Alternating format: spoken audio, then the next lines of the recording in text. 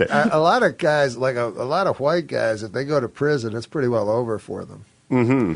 And also, black guy. A lot of white guys, when they become rich and successful, they give up being a pimp. Yeah. Or carrying firearms, anything that's illegal. They go, well, I got $50 million.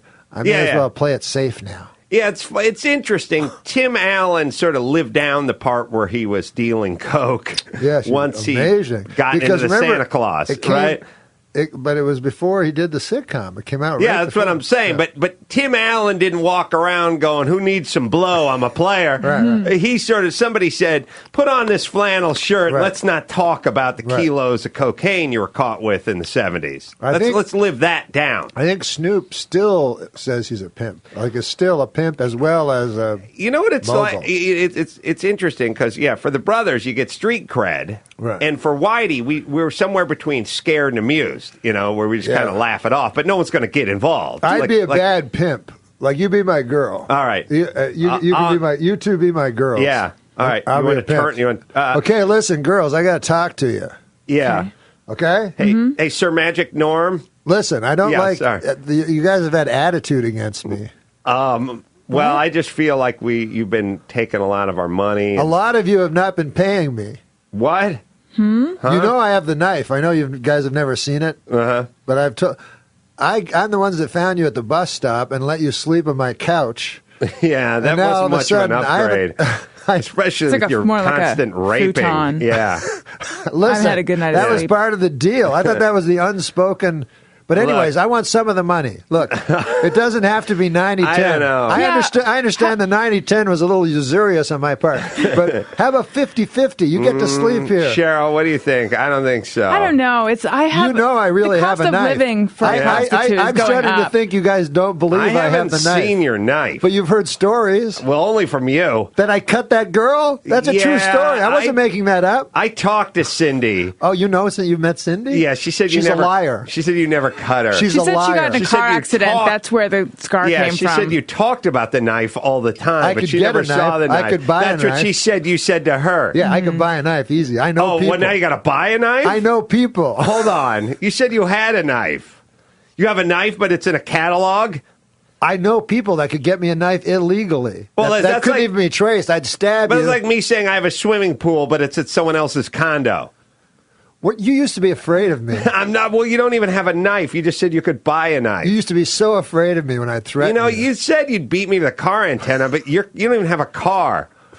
You drive a Geo Metro. That's not a pimp car. You want to go to a bad guy? I thought you were badass. I've never hurt you. But listen, I've protected you from everybody. Stepfather beat me, and I've protected you. Haven't I protected you? Except for the two times. Except for the 2 times. All right. And those guys were big. All right, but you promised to beat me, and that's why I was attracted to you, because of the history I have with my stepfather. I know. And the physical abuse. I get uncomfortable, but I push you. Yeah, I don't treat pushing. You nice. You pulling lint off my sweater's not a push. I said the other night that your lasagna was undercooked. Yeah, I know, but so I gave you, and then that's because I gave you a middle piece. When I gave you an end piece, you said it was delectable. And that thing you do where you lick your finger to wipe the stains off our faces, we don't like that. Yeah, we don't like the smudge thing. I've become too close. Look, we didn't get into this not to be beaten or threatened or to keep 90% of our booty. How often do I mention the knife?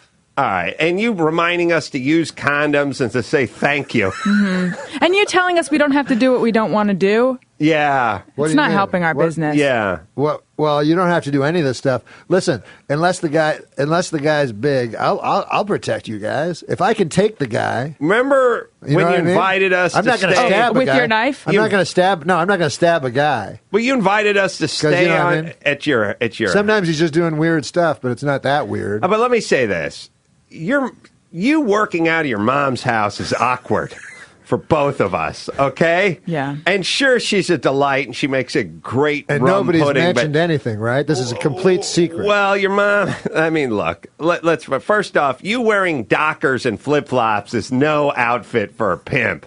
We're going to have to get you, made over. You drive a Geo Metro. You keep threatening your pimp hand, but you never laid a hand on either one of us. You're not verbally abusive. You're not physically abusive. I laid, by the way, the first 2 nights I spent on your your mom's sofa. I slept with no underpants on presenting. I wasn't raped once. You came by 2 times. You offered me milk when you went to the kitchen. And then another time you offered me postum. I don't even know what that is. You're just a bad pimp. Thank you. The bad pimp. And scene. Thank you. This is about the most interesting reenactment I have ever been a part of in my life.